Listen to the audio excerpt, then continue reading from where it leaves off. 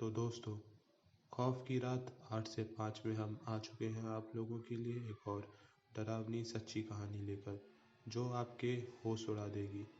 मदन उसकी पत्नी शोभा शहर में नए-नए आए थे। वह दोनों यहाँ किसी को भी नहीं जानते थे।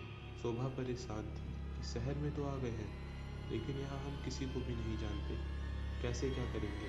मदन ने भी शोभा को जब परेशान देखा, तो उसकी परेशानी का कारण पूछा। तब शोभा ने अपनी चिंता का कारण बताया। मदन उसे समझाते हुए कहा, तुम चिंता मत करो, कुछ ना कुछ इंतजाम जरूर कर लूंगा।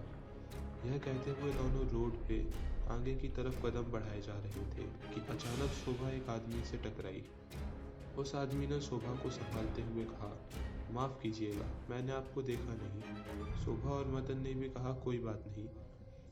वह आदमी फिर बोला, शहर में पहले आपको कहीं देखा नहीं, लगता है आप नए आए हैं।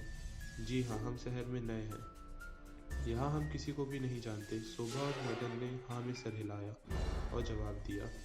फिर उस आदमी ने अपना परिचय दिया। जी, मेरा नाम है रफ़ीक और मैं पास की ही बस्ती में रहता हूँ।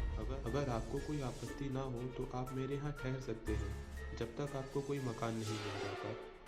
और वह शोभा की तरफ एकटक देखे ही जा रहा था। शोभा सोचने लगी, अनजान इंसान भला इस अनजान शहर में हमारी मदद क्यों कर रहा है, जबकि आजकल तो बिना किसी मतलब के कोई किसी को पूछता तक नहीं है। शोभा सोच ही रही थी कि मदन ने उसके कंधे को पकड़कर जोर से हिलाया। अरे, क्या सोच रही हो? चलो, अच्छा ही हुआ, इंतजाम हो गया घर का, आराम से अब घर खोजेंगे। और मदन ने राहत की सांस ली। दोनों रफ़ीक के साथ उसके घर आ गए। आप लोग मुँह हाथ धो लीजिए, मैं जब तक बाहर जाके आप लोगों के लिए कुछ खाने के लिए ले आता हूँ। कहते हुए रफ़ीक शोभा की तरफ घूरती हुई नज़रों से दरवाजे के बाहर निकल गया।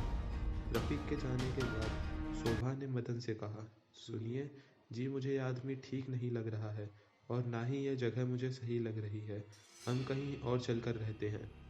एक रात होने वाली है, ऊपर से भला आदमी है, हमारी मदद कर रहा है, एहसान मानने के बजाय तुम उस पर शक कर रही हो। मदन झुंझलाते हुए बोला। बेचारी शोभा समझ नहीं पा रही थी कि मदन को कैसे समझाए, क्योंकि बस वही रफ़ीक की उन नज़रों को महसूस कर पा रही थी और मदन था कि रफ़ीक के गुण गाते थक नहीं रहा था। रात हो गई, खाना खा के सब सो गए। करीब रात के 2 बज रहे थे। शोभा ने अपने ऊपर कुछ नुकीली चीज़ महसूस की। कई बार तो शोभा ने नींद में ही चीज़ को झटका दिया। थोड़ी देर बाद उसे अपने हाथ के ऊपर वह नुकीली चीज़ महसूस हुई। अब शोभा की आंखें खुल गई थी। उसने इधर-उधर देखा तो रात के सन्नाटे के अलावा वहाँ कोई नहीं था। जैसे ही वह अपने बिस्तर पे लेटने को मुड़ी, उसके सामने एक विशालकाय शरीर वाला कोई था, जो इंसान तो बिल्कुल नहीं था। शरीर मानो जैसे सड़ा गला मांस, जिसकी दहकती हुई लाल आंखें शोभा के एकदम सामने थी और उसे घूरे ही जा रही थी। यह देख शोभा डर के थर-थर कांपती हुई चिल्लाई। उसकी सुख चैन की नींद खुल गई। मैंने तुमसे कहा था ना कि चलो कहीं और चलते हैं, यहाँ मुझे ठीक नहीं लग रहा है, लेकिन तुम नहीं माने, कहकर शोभा जोर-जोर से रोने लगी। क्या हुआ, लगता है तुमने कोई बुरा सपना देखा। बाथरूम की तरफ से रफ़ीक मदन के पास आकर बैठा और बोला, मैंने बाथरूम में आपके चीखने की आवाज़ सुनी और मैं दौड़ता हुआ यहाँ पर आ गया। शोभा इतनी डर चुकी थी कि वह अब कुछ बोल नहीं पा रही थी। दिन निकला, सभी ने नाश्ता किया और दोपहर का खाना खाया। शाम को मदन ने रफ़ीक से कहा, तुम जाकर खाना ले आओ, मैं शोभा के पास हूँ। उसको छोड़कर मैं नहीं जा सकता, क्योंकि यह बहुत डरी हुई है। ठीक है, कहते हुए रफ़ीक मार्केट चला गया। रात का खाना खाने के बाद सभी सोए हुए थे कि अचानक शोभा को किसी ने पुकारा। शोभा, तुम कह रही थी ना कि चलो यहाँ से कहीं और चलते हैं, आ जाओ मेरे पीछे पीछे, और हाँ, अपने गहने भी लेते आना। शोभा अध जगी अध सोई सी उसके पीछे पीछे ऐसे चल दी मानो शोभा को कुछ सुध ही ना हो। थोड़ी दूर चलने के बाद शोभा एक ऊंची जगह पे बैठ गई और उस हवास ने शोभा से कहा, शोभा, मैं टिकट लेकर आ रहा हूँ और जब तक मैं ना आऊँ तुम कहीं मत जाना।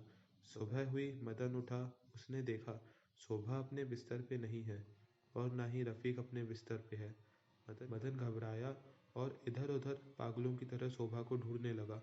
मदन को ऐसा देख बस्ती के कुछ लोग इकट्ठा हो गए और उन्होंने पूछा, क्या बात है भाई, किसे ढूंढ रहे हो? तब मदन ने बताया, मैं और मेरी बीवी 2 दिन पहले इस शहर में आए हैं। हम यहाँ किसी को भी नहीं जानते, बस एक रफ़ीक ही है जिसको हम जानते हैं और उसके घर में रह रहे थे। कहते हुए मदन ने जहाँ रफ़ीक का घर था उस ओर इशारा करते हुए अपना हाथ उठाया। गांव के एक बुजुर्ग ने बोला, बेटा, तुम जिस ओर इशारा कर रहे हो उधर तो कब्रिस्तान के अलावा कुछ नहीं है, और तुम कह रहे हो वहाँ किसी का घर है? यह कैसे मुमकिन है? उस बुजुर्ग का इतना कहते ही मदन ने पलटकर उस तरफ देखा जहाँ कुछ देर पहले वह सोया हुआ था। वहाँ दूर दूर तक कोई घर दिखाई ही नहीं दे रहा था सिवाय कब्रिस्तान के। यह देखकर तो मदन के जैसे पैरों तले जमीन निकल गई हो। अब मदन गांव वालों से अपनी सारी बातें बताने लगा कि कैसे वह इस बस्ती में आया, कैसे रफीक से मिला, सब कुछ बताया। कुछ लोग तो मदन को पागल भी कहने लगे कि यह कैसी बहकी बहकी बातें कर रहा है। एक व्यक्ति ने मदन की बातों को ध्यान से सुना और शोभा को ढूंढने की बात कहने लगा। अब सब लोग इकट्ठा हो गए और एकजुट होकर पूरे गांव में शोभा को ढूंढने लगे।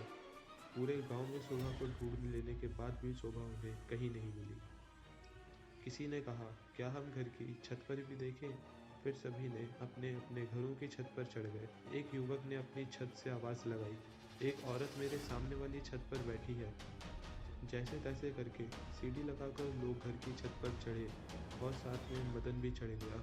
ऊपर जाकर देखा तो शोभा छत पर बैठी थी, जैसे मानो किसी का इंतजार कर रही हो।